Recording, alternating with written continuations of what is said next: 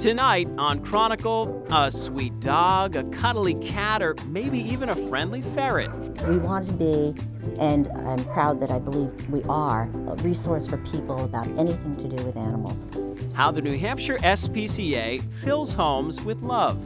Adoption is really the best option. I believe in it very, very strongly. And these, you cannot top these rescue animals, these shelter animals. They're the best. They're the absolute best. 3, 2, 1, go! It's like snowshoeing on wheels. The beauty of the bikes is you can thumb your nose at Old Man Winter and get out here and have fun. How fat biking can take you places you never dreamed you could go. It's freezing cold up, but once you get going, you warm up, and you really feel like a little kid again. Just a fun way to keep doing your sport in the middle of this. Plus, Fritz Weatherby's New Hampshire. He presented arms to Abraham Lincoln and he messed it up. How embarrassing. I'll tell you the story on New Hampshire Chronicle. That's next on Chronicle. Well, hello everybody, and welcome back to the New Hampshire SPCA here in Stratham. Now, story time for the kids just wrapped up, so now they're getting a chance to check out some of the animals. I know. We have a bunny right here, a little Oreo. The kids just love checking out all these little fuzzy creatures. How can you not, right? I know, right? You just want to walk around here and pick them all up. For those of you who have animal family members, you know how important our pets can be to our lives. But did you know that a pet can be good for your health, can help lower blood pressure or reduce stress? If you're looking to bring in a new addition to your family, the New Hampshire SPCA helps bring animals and people together. Yeah, see how a little compassion for our furry friends changes lives, both animal and human.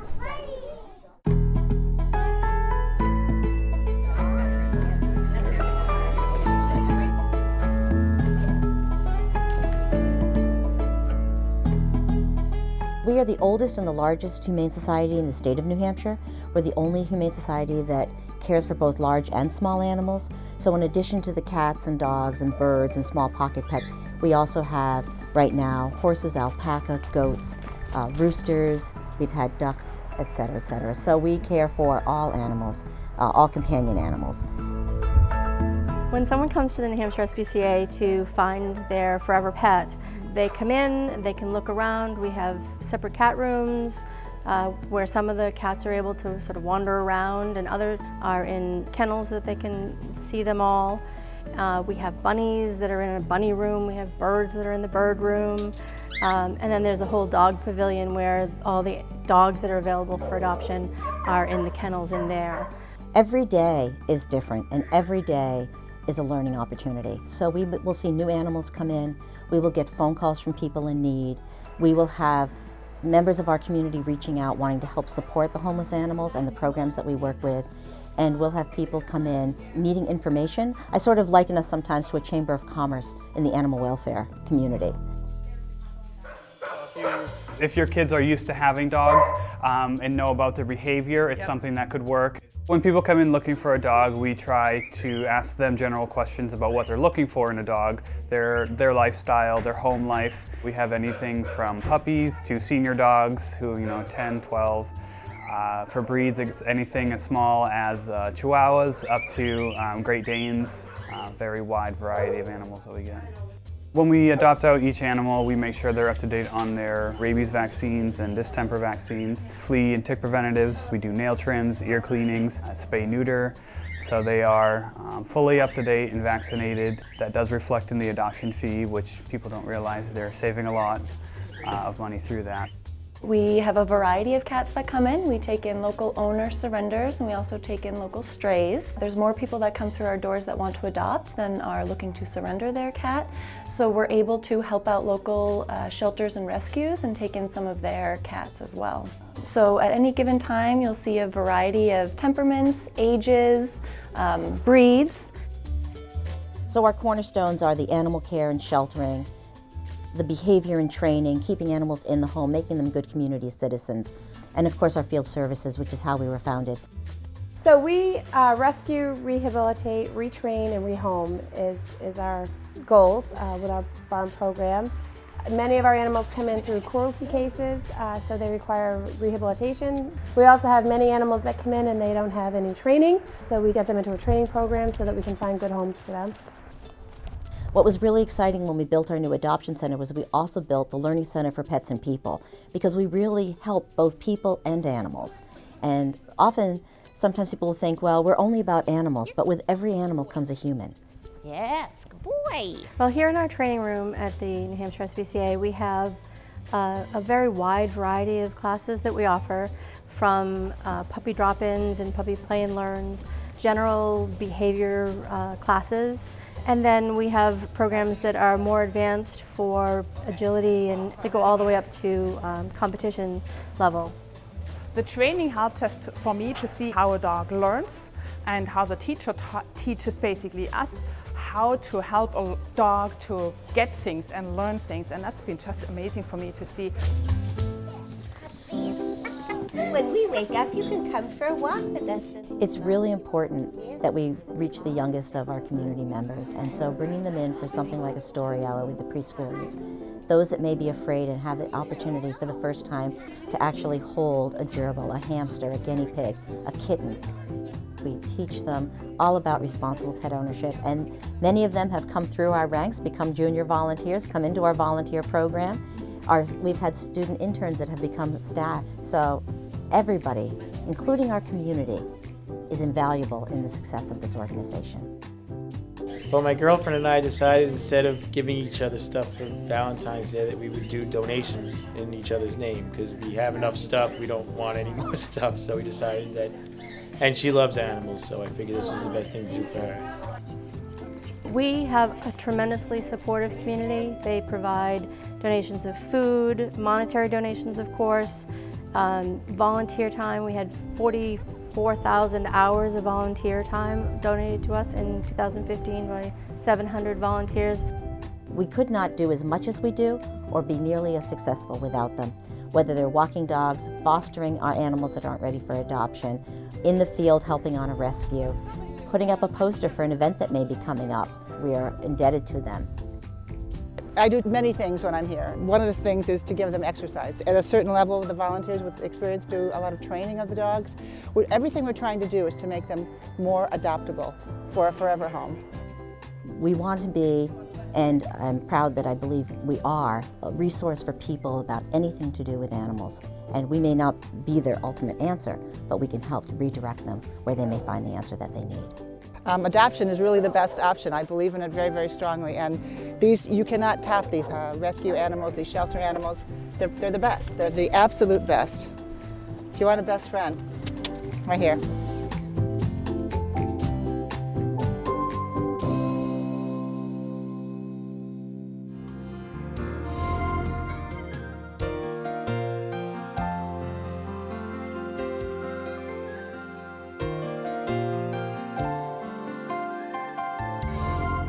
Coming up, granite and sunshine. Coming up next. I was going down this real narrow trail, and a father and a son were snowshoeing, and they looked up and saw me riding the bike, and they were both kind of like, what is he doing out here, you know? And I just rode by and said, nice day for a bike ride.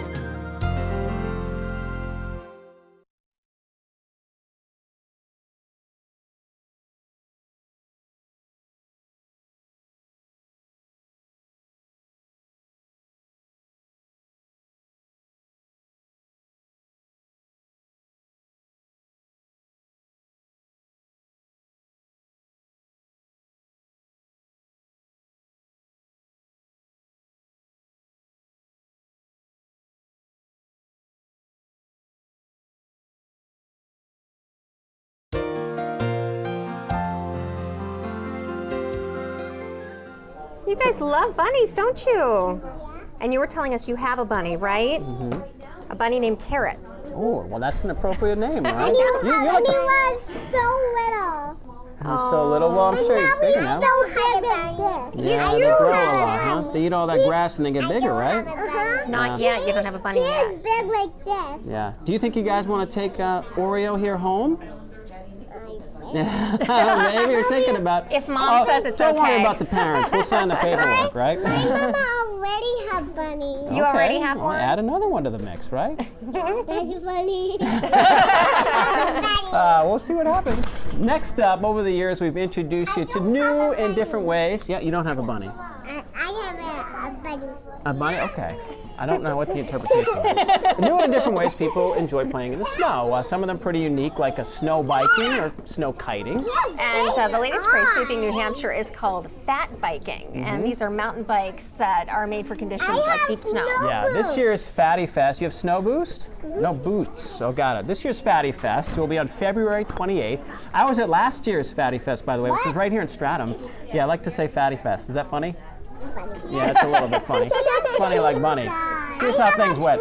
You have a truck too, Anna?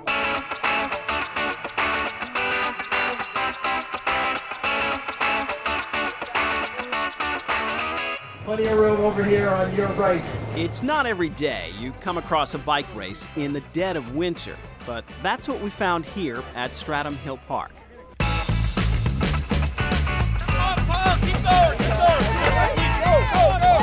Those funny-looking mountain bikes are called fat bikes. That's their real name.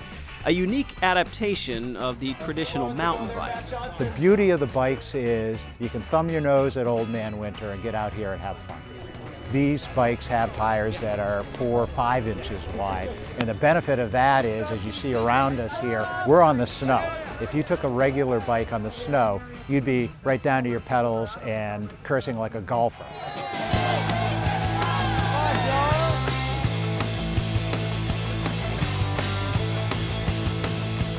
Fat bikes are the latest craze for people who love winter and cycling and don't mind bundling up and riding on really fat tires. The last 3-4 years is when it's really exploded.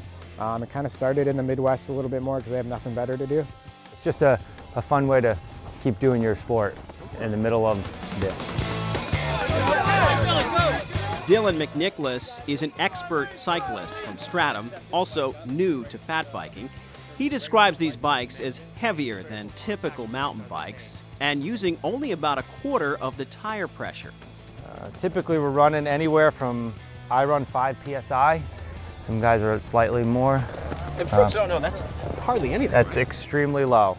And with those super soft tires, riders can cruise on top of things like snow. Think of it as snowshoes for bikes. Here is how the ride is described. They'll be a little boingy, bouncy sometimes. It brings me back to being an 8-year-old kid that's getting a first bike and being that excitement, getting on the snow. It's freezing cold out, but once you get going, you warm up, and you really feel like a little kid again.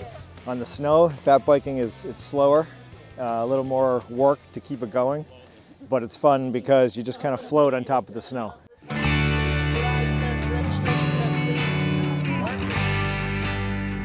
To experience fat biking for myself, I dressed in my best cold weather athletic gear, including fashionable white socks.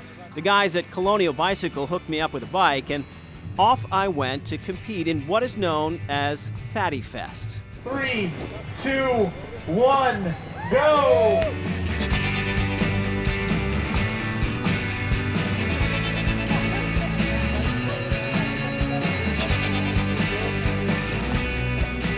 On a groomed course, it's a great way to see the back trails, but I found if you hit the soft stuff, you can fall. But with all that snow, it's like landing on a soft cushion.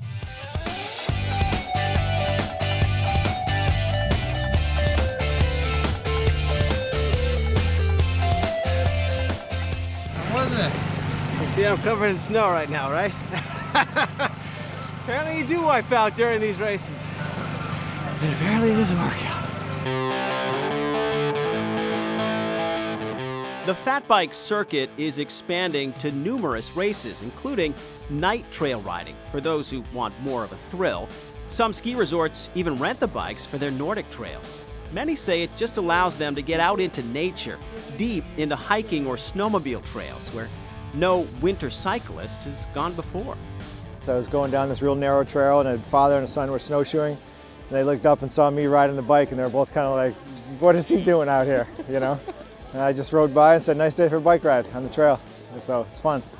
And these bikes can also be fun on other difficult terrain like sandy beaches or mud trails in the warmer months. Who knows, this fat bike thing may continue to grow bigger and bigger. I don't see it stopping at this point. It definitely has gotten bigger and bigger over the last handful of years. I think it'll always be around. It gives me an opportunity to get outside and to ride and enjoy the outdoors and still stay on my bike.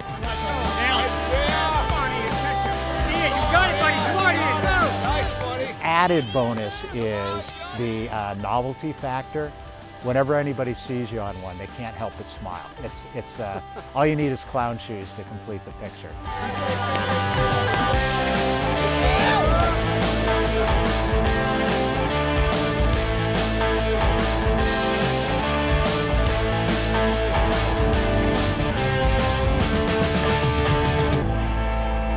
All the riders now finishing up a great ride out there today.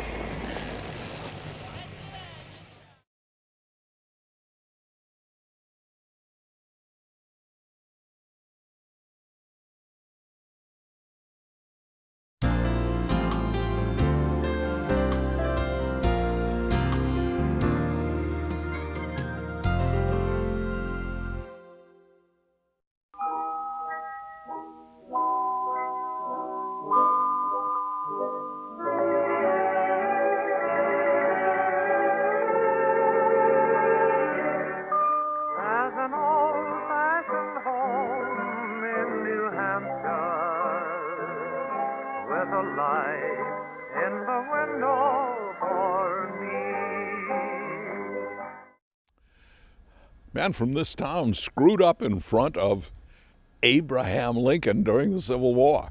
True story. Same guy went on to become rich, lived to be the oldest man in America to have graduated from Dartmouth College. And he almost didn't graduate. I am speaking about Dr. Zeeb, Z-E-E-B, Gilman. He was born here in the town of Piermont, New Hampshire in 1841.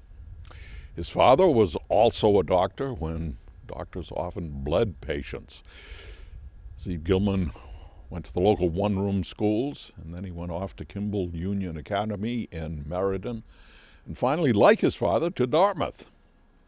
At Dartmouth, he got into his senior year when the Civil War broke out.